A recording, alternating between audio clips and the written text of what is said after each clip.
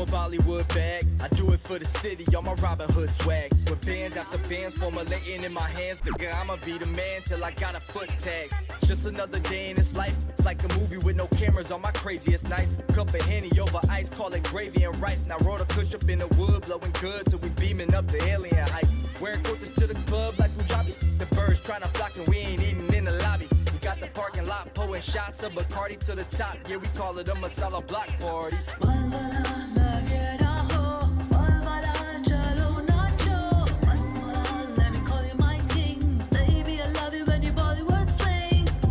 Put up with a Bollywood ting. She looking like a Bollywood queen. Now bust it like a Bollywood scene. And let me see it Bollywood swing. It's 10:36, hella bottles in the mix with some Magic City models belly dancing on their whips.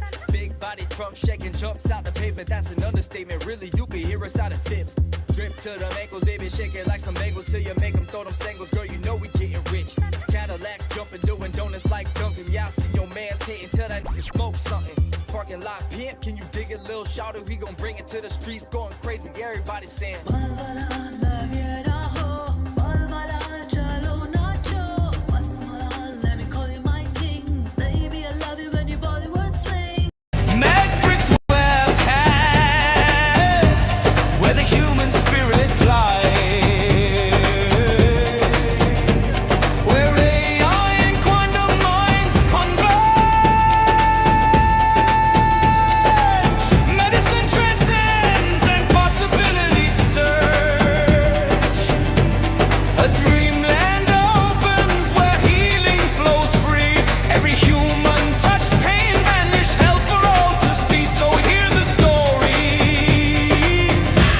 Let your curiosity rise. Mad Bricks webcast, where the human spirit flies.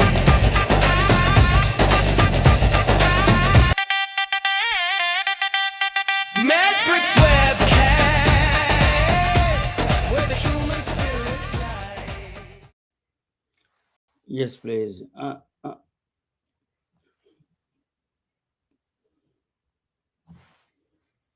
Yes, please. Welcome to the Medbix webcast. This is Raman Anam Raju. I'm the host. We have some problem with the guest speaker. She has a technical issues. I tell all the doctors, please check first, but they ignore. They think they know this technology. I am in Silicon Valley. I go through tremendous pressure. I know all fairly. I use all the LLMs very well. Still, I'm go through struggles with the technology. I tell in advance, but unfortunately, there is a situation there. But anyway, yeah. So she is not audio. audio. I'm going to talk with you 5 minutes. After that, I'm going to close it. We need a video. You need to figure out video. And Arokia, we don't do without video, but I will talk with you 5 minutes. Okay? Right. Okay. Check it out, the settings, if you can possible. You have to. This technology is very complicated nowadays. You have to really. It's not AI just using the words, but you have to really understand technology. This is a friction is created by this. I don't blame the individuals. I blame these technology companies creating this huge pressure because of the conflict between these big companies like Microsoft and Google and LinkedIn and Facebook. All of them struggle each other, and they create a lot of technology pressures for people. Try to rejoin again. I will be talking about something else. Maybe I will bring my son and talk with him on the line and see. Okay, please rejoin again. Try to rejoin again. And see if it is possible. Okay. Okay. Thank you. Bye. Thank you. Yeah, it is. This is the really serious point. I want to make it for people in Congress, policymakers. The reason is you need to put Congress hearings for all these companies, what kind of a cognitive pressure they're creating for the people. And you have no, if you're really concerned about people, your constituents, you have to put a really a hearing. Are they intentionally creating these frictions, or using a technical words to just to extract money, time, and attention? Are they doing? Have you done any research on that? Yeah, did you ask CDC, find out what the problems are? Mental health, community is powerless. They have not done anything much. They just talk, but they did not really run the policy towards the technology. They failed in my view. Honestly, I'm a little bit brutal about it, because I've been pleading this nonstop for a long time. We have to really, this friction is created artificial, in my view, between these companies. And this IT company is only one game: extract your time, money, attention, and then run the money. That's a pyramid scheme. These platforms are pyramid scheme. Trust me, they mastered the pyramid scheme. I'm a little angry about it, because this is a situation that is out of control in our lives, because this technology is creating us. These kids, I see the bunch of kids going to the college. I don't know what they do. They watch only phone. They don't even know how to talk with the people. They talk with the people. They talk with the with the phone, or text the phone. we are really we are creating a real uh, psychosis among kids. They don't want to meet other people. They want to make girlfriends with the computers. It is a serious problem. Artificial intelligence, it is a glorified, is a glory. It is not really powerful that much as people think. I've been using three extensively. Okay, I used it. She showed up now. Add to the screen. Yeah. Yeah, Rocky, how are you? Hello, I'm fine, I, Ravana. Sorry about I've this been a little bit technical. venting my anger towards, welcome to the Medbix webcast. But I tell you, mental health counselor, mental health professionals has to do raise the voices for this. What's going on? I live in Silicon Valley. Okay, the technology is complicated. They, it's not. A, it is not a complicated. The responsibility, they say, it is on the people, you, me, and everybody. In fact, they are creating that friction to get the attention, money, and time. That's all their interest. It is really destroying the next generation. It is really, there is no strong voice in mental health. They talk, but they don't have any powers in the diplomacy at the highest levels. I talk with them. Congressman Rokana here is located here. He is our congressman here. I know him, and I've been sending him. If you, any leader who is really strong, you need to address this technology cognitive load on people. Most of the doctors, when they became a EMR, the cognitive load of EMR is extremely high, and they complied. But anyway, this is my rant for the day, because it's a technology rant, because I want to listen to people, the views, but technology, you have to be very single voice you need to raise. Don't be, Indians got rich because the technology. That doesn't mean it gives a permission. What they do is they use the Indians and Chinese to build that pyramid scheme to extract money, time, and attention. That's all. Once Mhm. they're used it, once AI comes, they throw them out too. It is a big game. Yeah. I've been in the Silicon Valley. I'm a valued member here. I know I'm an influencer. But anyway, let me talk with you a little bit about your. Let me introduce you. Your introduction a little bit. Yeah, you're. Let me introduce you my guest. She's joining from England, London, England. Um, So I think she did a. Okay, let me introduce you. Mental health is one of the defining challenges of our time, especially for Gen Z. The world needs more than awareness, it needs innovation. Our guest tonight is doing exactly that. Dr. Arokia Antonysamy, mostly from Kerala, I guess, is an award winning psychiatrist, a TED speaker, and a health tech entrepreneur, and one of the UK's leading voice in AI and mental health care.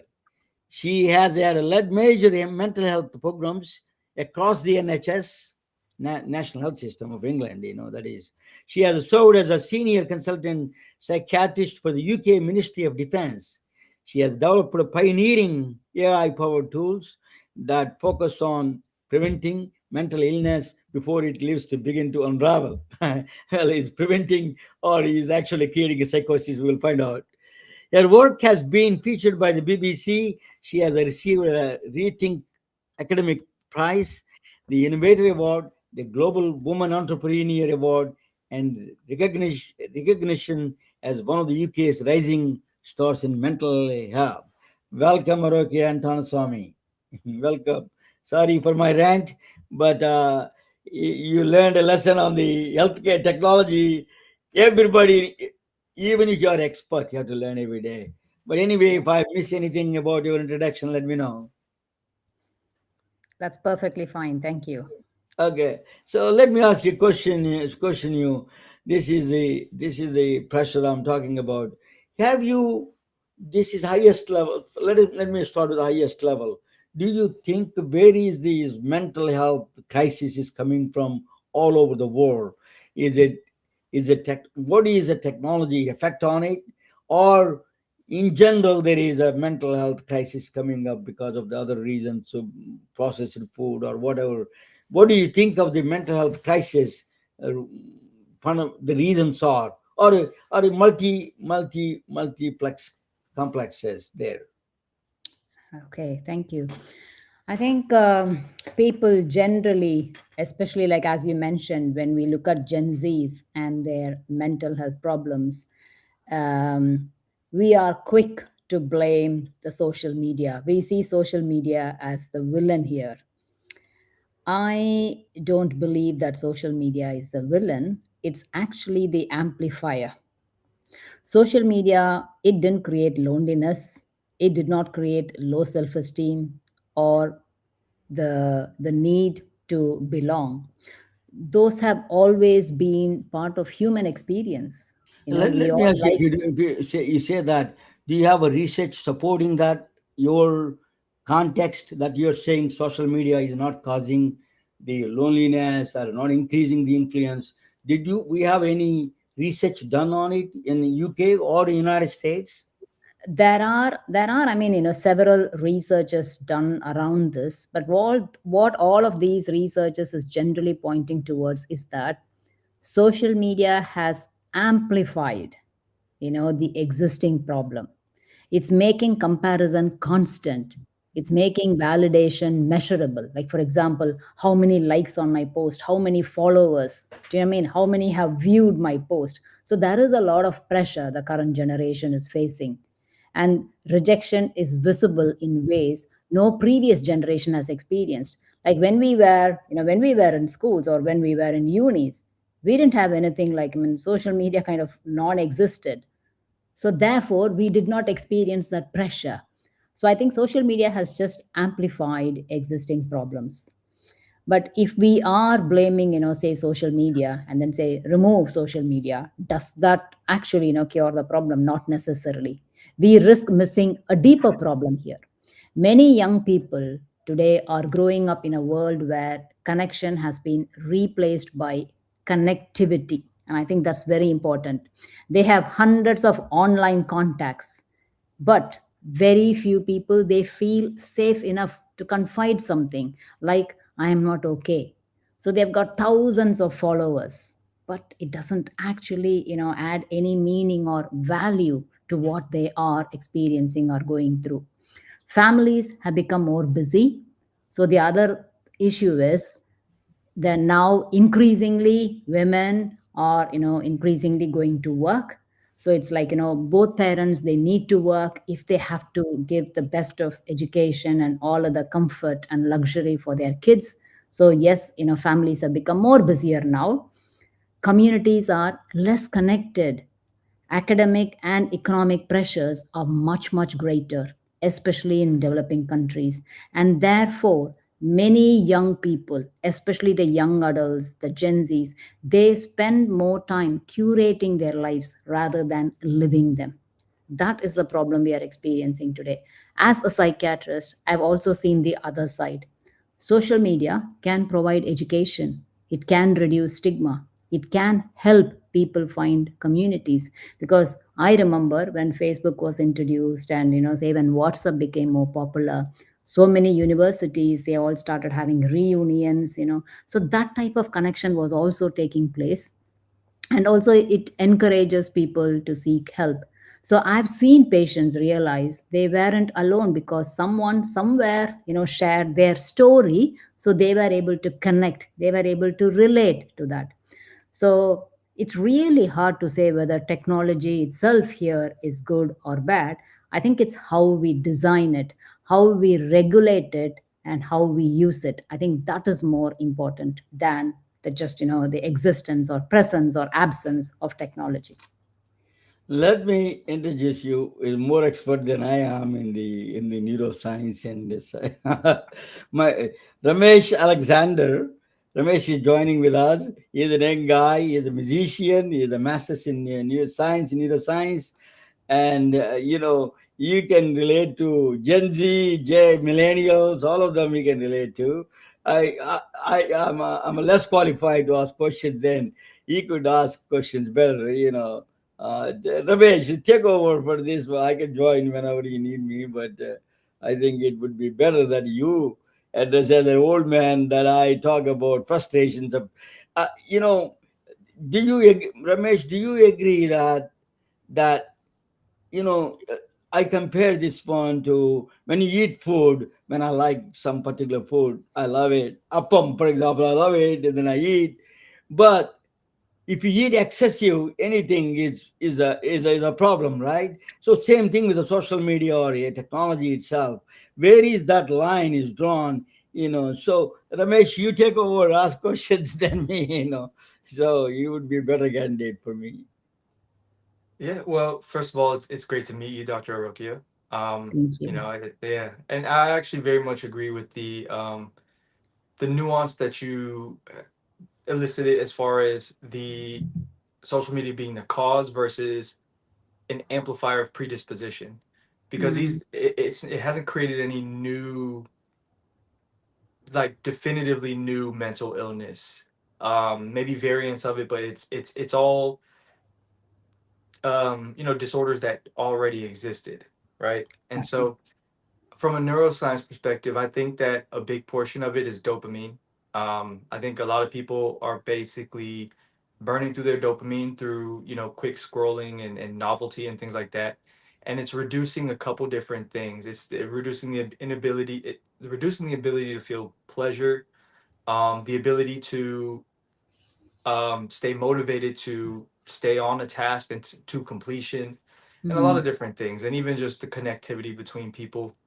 And when you look at the design point of how it works as well, the metrics that and from an artist perspective too, because we have to look at these metrics. We have to look at the engagement that we're getting, the viewership, the locations and everything like that. Those numbers are not stuck, or typically not things that people should be seeing on a regular basis and internalizing because of how our brains are wired, especially when it comes to reward. So I do think that that is kind of something that has been, amplifying um, mental health issues in, the younger generation. And I think because there's no longer a barrier for content, the younger generation is also exposed to things that are probably traumatic that they don't even register, like whether it's violence, whether it's adult themes or Yeah. things like that, where in the past they didn't their brains didn't have to register that. They're exposed to the exact same things we are. And so Mm, I do think there's an underlying thing that kind of, I've also noticed that they seem a little bit more apathetic online to a lot of different things, or and I do think that's kind of a result. It's almost like hopeless, but not quite hopeless. And so mm, um I guess the question I would have for you is what well, okay, so what are some solutions um that you think the younger generation can feasibly um achieve without, because when we mm, tell mm. kids to Yeah, reduce yeah. screen time, it's hard to do that, Mm. you know. It's hard. And I think, you know what? It's really sad that we are attributing this problem as a Gen Z problem, or, this is a Mm-hmm. problem of the younger generation. I think it's a wider problem. Do you think, adults are not spending, too much screen time? Mm-hmm. Older adults, of course we are. Do you know what I mean? Of course we are. Mm-hmm. So, and I'm guilty of that as well. So I think what is important is, Yeah. and that's why, I'm really passionate about responsible AI and digital mental health, because innovation should strengthen human well-being. It should not exploit human vulnerability. And what really concerns me is, just going back to the solution aspect here, when apps are being approved, like for example, if a drug has to be approved for, health, whether it's mental health or physical health, they go through a lot of stages. They go through rigorous research and scrutiny. And you being a neuroscience, expert yourself, that, the various steps it has to go through, phase 1 trial, phase 2 trial, and then, the side effects. And then when there are side effects which did not come up in the trial, you need to report them separately. There are red alerts, amber alerts. So much goes into it, right? But then an app, if you have to approve an app, where is that scrutiny? And there are so many apps approved in healthcare organizations, even without clinical oversight. And then there are so many apps out there in marketplace without any kind of, approval. It's like, anyone can develop an app and put it out there in the marketplace when it comes to, say, healthcare. So that is worrying. So I think, we really need platforms that hold some accountability. There should be some kind of, regulation. Plus, people who are approving those, apps should also look for, what is it rewarding healthy behavior? Does that encourage meaningful connection? Does that identify early signs of distress? And I think that is important, rather than just simply maximizing the amount of time, people stay online. So I have touched on this in my book, which I'm about to launch in a couple of days, titled The Gift of Hope. I write that hope grows in relationships where people feel seen, heard, and valued. No algorithm can replace genuine human connection. So technology should never become a substitute for relationships. It should support them. So I am not against technology, because I am a health tech founder. But then there's so much, technology can do to support our well-being, whether it is physical or mental. And I'll give you an example. Like, I have, patients who are, having these unpleasant thoughts, disturbing thoughts, and they are not acutely unwell for me to admit them to a psychiatric hospital. But at the same time, that risk is there, and I wish, someone is out there to monitor them every day. Currently, that responsibility lies with the family. And it's not fair. It's not fair on the family or the carer, because they have to sacrifice their dreams, they have to sacrifice their social connections, they have to sacrifice their job, their higher education, to look after a loved one who is struggling with their mental well being. So, here, responsible AI can help, as a monitoring, as a way of, monitoring their thoughts, as a way of monitoring their behavior, monitoring the quality of the text messages. And AI is really good at picking up patterns. And when I say patterns, what I really mean is when that same individual was in acute distress needing to see a psychiatrist, it understands the pattern. And then, the pattern changes because the individual may have received some help and support and, feeling better. The thoughts improve, the sleep improves, the appetite improves. But then they might, that those changes may not necessarily sustain. Some other stressful thing happens, and then, they go through a relapse. And then AI, if it is well trained and regulated, it can pick up those patterns before we pick them up. So I think it's really, really important that we can use tech as a solution, provided it has the right expert input, not just exclusively leaving it with the app developers, with the tech people. It's so important that it does have clinical oversight. And I have got that personal experience because, as I'm developing this app, if I leave it to the developer and then, the next session, I'm like, oh my God, you forgot this, you should include this. And then they are like, so it has also helped me understand how they work. It's like they're the way they work is more mathematical, algorithmic, equations and stuff like that. So it once I understand that, I know where the gaps are, so it's easier for clinicians and scientists and research people to be able to fill those gaps. So I think that kind of collaboration is really important if we are to protect the future generation. I think it's really important, rather than, oh, AI is not for me, or social media is harmful, or tech is not the answer. I think there's no way you can keep AI aside and move on. It's already, what is it, it has already encroached into our territory long before we have realized it. So I think it's really important that we embrace that and make sure that the more and more we experts, we responsible adults, I think we need to be involved more now in protecting the future generation, rather than distancing ourselves from technology. I agree. And so I'm gonna have to jump off the call in a little bit, but I wanted to say that you bring up a very interesting, a very astute point, that I think that the phase of mental health that we're of you know mental health treatment that we're at is actually awareness. As in, people know that they know that mental health is something that people need to be aware of.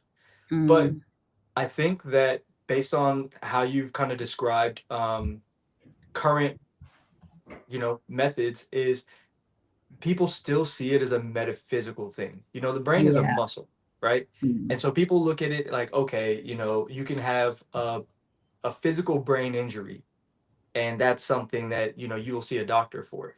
But with mental health, a lot of times I think people are more so like, be aware of the things, the thought process you have, but you can fix it yourself. But if you look at it, if a drug has a side effect of tachycardia or something like that, right? They will start an entirely new trial just to yeah. confirm results, be as Yeah. required, right? Yeah. So once they start finding side effects or even potential you know what is it called, basically alternate cures that it has, alternate Yeah. abilities, they will start an entirely new trial. And these drugs are on, by the time you see a drug on a commercial, it was created 20 years ago, right? Mm, These phase 1, 2, 3 trials are like 10 years long, at yeah. least. And so when mental health gets the same treatment as physical health, right? As heart health, as the drugs that or the foods that are even on the market through the FDA, that basically, when these things can be FDA approved, as in there's a mental health division where the everything that is coming into contact with our, or has any impact on our thought process or our mental health, is being vetted the same way as medications, the same way as our food. That's when we'll really see a big change. But Yeah. until then, I think a lot of it is still being put on the person, to kind Absolutely. of manage. Like, oh, Yeah. just hop off the screen, that's all. Or if you're depressed, go outside. It's like, Exactly. you That's know what not I'm going to saying? work. Do you know what I mean? Yeah. Because by the time I see patients in my clinic, they've already lost their motivation and everything. And then you sat in the clinic and then you ask them, oh, when was the last time? What do you love doing in your free time? Oh, I used to enjoy going to the gym, right? When was the last time you went to the gym? Maybe 6 months ago. Oh, probably you have to start doing it. And I'm like, what will the patient think? Oh, I know that already. I didn't come to the clinic to hear that. You have to figure out what my problem is. Why did I lose that motivation to go to the gym in the first place? Right? Hmm. I think that is important. So, physical activity is crucial. It helps with mental well being. But then you Absolutely. have to be really careful as to what you advise and when you advise, which is important, not when they are in crisis, about physical activity. This is, in a much earlier stage, when they say they are losing motivation, when they tell you, I don't feel like going to the gym nowadays. Okay, find out what's happening. Listen. There, they're not asking for your advice. They don't need solution. They just need someone to just stay with them and listen to what they are going through. See, I think that's important. So, Exactly. Like, when people have seizures, you don't tell them just think your way through it. And you also don't with seizures and things like that, there's a very specific protocol which usually just is kind of monitoring and less interaction until the episode is over, or if yeah. someone has shortness of breath, things like that. You're not telling them, oh, just drink some water, go outside. So that is the level of importance we have to take these especially in crisis, because crisis is an act, that's an episode. That's not just oh, there, it's not a feeling, that is an actual. Exactly. And so, Exactly. It's yeah. interesting you're mentioning, seizures. I'm not sure if you've heard about this book, The Body Keeps a Score, right? Yeah. So it's interesting because sometimes, trauma can manifest as something physical. You go and look at their trauma, and as their trauma is healed, their seizures will stop. So we are, and as physicians, like, sometimes we are quick to prescribe, anti-epileptics and, monitor their seizures. But sometimes, try to understand, could there be a non-organic, contributor to what they are experiencing physically? Yeah, in psychiatry, we do have cultural syndromes where we Mhm. study about the mental health manifestations of different cultures. And in some cultures, a depression may not necessarily present as low mood, lack of sleep, lack of appetite. It may present as something different: body ache, feeling tired, not wanting, not able to do any household chores. Yeah, that could be that culture's expression of depression. Mhm. Yeah, so I think, Yeah. it's really important, like, and going back to what you initially said, always, I mean, we should look for that connection between the physical and, mental aspect. Treat both as one unit. We shouldn't separate them. Hundred Going percent. back to that point, Ramesh, I'm going to ask you both of your question is exactly with that connection between the physical and mental. Is it the neuroscience itself is a anatomical, right? You take a functional MRI, you do all those things, right? So it has its own science. It is a evidence based science. The psychiatry is based on statistical behavior, right? It's a mostly behavioral patterns that they put the manual DSM or manual there. How much they're coinciding together, how much they differ each other. Both you can answer that question. It's very interesting, like, you cannot separate neuroscience and the mind. Yeah. Like, for example, if you look at the brains of people with depression, there are changes. There are changes in their, cortical areas. If you look at, the brains of patients suffering from addiction, there have been changes shown in the corpus callosum area. Similar for, patients experiencing psychosis. They have had, there are changes observed in their prefrontal, cortex. So there is a clear link. But what we haven't seen is that that link may not be present in every individual. It depends on the stage of illness they are in, because the brain is not going to get damaged overnight. The brain get damaged slowly, slowly, slowly, slowly. So that changes, when do you see those changes in the brain, depends on the severity and the duration of their condition. I agree, and I also think it depends on the story too, because to your point, if someone has depression or PTSD from a specific incident, I mean, could you see changes in the amygdala or the cingulate gyrus or any of the emotional centers that responded to the trauma that even create those changes that you might not see the typical signs of depression or Mm, anxiety, but they're there. And that's the thing, that because it's not a necessarily a one size fits all when it comes to mental health mm, and really just psychiatry in general. It is, I think it does make it hard for people to kind of understand how it works because yeah, everyone is different and the story behind why people have these different ailments could be different. It could be nature, it could be nurture, it could be whatever the case. So absolutely. Yeah. Ramesh, and both of you can answer this question about the music. Ramesh loves music. He produces music. That's the one I played actually in the intro of the session. What is the relationship between the music and the neuroscience and the psychiatric behavior psychology itself? Dr. Arokia, you can address that first, and then I will ask Ramesh. It's interesting, isn't it? Because if you look at the types of intelligence, there are about 7 to 9 types of intelligence, and one of those types is musical intelligence.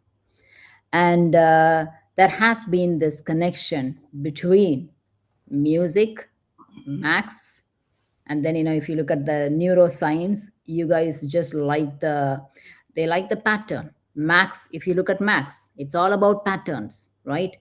People who are very interested, who are very good at max, they are so good at patterns. And you see that a lot in architects. Yeah.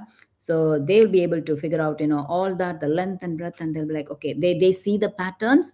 And neuroscientists as well, they are quite good at recognizing patterns. So there is that link. I mean, research has shown that link between music and max and neuroscience. And I think the common link there is that pattern. One of the common link there is the pattern recognition. I agree, and that's how my brain works. I'm very pattern oriented, so that's probably what led me to all of these things. But and I'll leave with this point. Because of that, I think Carnatic music, especially the rhythms and tempos, because they're complex, they actually do require math. They Mm, require calculations to understand these things. And music is definitely something that involves feeling, but that feeling also comes with pattern recognition. And so that I know that rhythms have been looked into for dementia and for Alzheimer's patients in order to help with pattern recognition retrieval. yes. So yeah. Ramesh, just want to extend that point. While you're listening to Carnatic music or any other complex music, or you learn Geechee music or R&B, is there any computational methods increase the computation of the brain?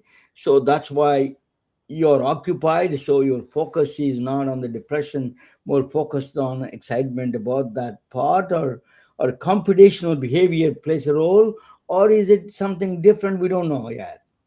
So there Both you can actually answer have it. been studies that when songs have like have you ever heard a song where in the middle of the song the either the key of the song changes or the beat or whatever the song itself kind of changes into a part two, something changes in that actually stimulates dopamine, a dopamine reaction with people, and that's essentially grabs your attention. So I would say the parts of music that are unexpected, so when you when it becomes a little less it's predictable enough to make sense, but you might have a hi-hat that's staggered or a kick that comes in unexpected. Those things draw your attention in and occupy your dopamine. So it becomes less like background noise from what I've read. And also, if, say, for example, music is therapy, I get it. But then that doesn't necessarily mean that musicians may not get depressed.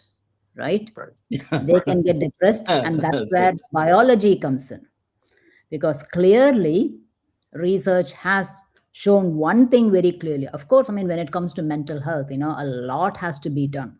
When it comes to research, I think it's a very much Cinderella specialty still. It's very much underfunded. It is still very much under researched. In whether it's a developing country or developed country, it really doesn't matter. Mental health should be given the same importance as physical health. So that is why, I mean, sometimes people say, oh, go to the gym, you'll be fine. Oh, go and play your music. Oh, go listen to song. Go just go out with friends. And my challenge there is, okay, if that's the case, musicians shouldn't get depressed. Athletes shouldn't get depressed. And I've had all these people as my clients, great musicians, Olympic champions. Yeah. Then they shouldn't get depressed, but they do. And that's the key question. That's the key question. And we shouldn't forget that. As much as there is a psychological element to mental health problems, like, for example, difficult and traumatic upbringing, history of abuse, history of domestic violence, history of drug, alcohol. Whilst there are psychological components that can trigger depression or anxiety, there are some biological elements to it as well. And I think that is little explored. We know that noradrenaline and serotonin, the happy chemicals, are reduced in patients experiencing depression and anxiety. But what causes that reduction? I think, there's much more to explore there. I agree. So I'm gonna have to jump off the call. I'm a little bit late, but it was a pleasure speaking with you. And on it, this Thank is you. this is my favorite topic, so I'm glad we got to have this And conversation. thank you for joining, Ramesh. I'm Thank you, glad you Ramesh. joined with us. You can Of ask course. better questions than me.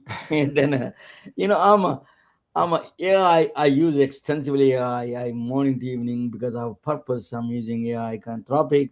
I'm not technology guy. I'm a clinic. But my interest is um, policy level.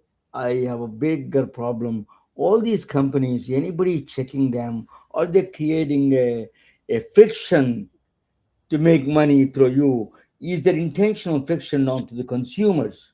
That is a question. Policy level, we have to do the framework. You think about it and then see what is the framework you think that can help in the future. We're going to be done in a few minutes, but if you can answer the final question. I think, policy makers and, people who are involved in drafting policies, that is a huge responsibility. There's no point, developing policies, sitting in a room, within closed doors, Yeah. and developing a policy, because then you are developing a policy that is just not practically applicable. Yeah. And I think, when you any type of policy, when you are developing a policy, it is so important to first consult with the user group. If you Yes, are, say, I developing a agree. policy on use of social media, Yeah. go to the users of social media. You Yeah. need to have involved them in those consultations. Find Absolutely. out what are the real benefits for them from social media. Where is it they are struggling? How can we help? What should systems introduce to help improve their situation, to help improve their connection, rather than just number of contacts, number of networks, number of likes and all that. What is it we can do to improve their sense of connection, their sense of well-being, making it more meaningful? Because if we do not involve the user groups, and then you're sat there developing policy, all you're going to do is, oh, we need to ban them from using this, we need to reduce their screen time. Where is the proof that it actually helps? So you are creating policies based on assumptions. So I No, think we need to shift. You know what I mean? that's where, in the United States, usually in general, what we do here, the policymakers fund. They have to fund this research studies and then they implement the policies from the fund, that the outcome, like CDC or NHS and the National Mental Health Services. Yeah. Those are all has to be funded, and give the reports to them, and then they can come up with a cohesive policy. It's not just independent user group, but it's a broader, Oh, broader. absolutely. Yeah. Absolutely. So So, but the the reason problem I'm is that, emphasizing on user group is that is the group that is most often forgotten when these policies are being developed. yeah, People yeah, involved, sure, all the right experts, the multi disciplinary team yeah, experts, the right research people, the right research I team, agree. everything is there. But then you're like, okay, where is the user group? Yeah, Oh, yeah, I've that got is a the user bigger question. representative. One user Absolutely. representative is not enough. You need to have user groups, user forums, and I think you need to continuously communicate with them. I think that's important. I agree with that. That means it requires a lot of funding. Mental health. Mhm.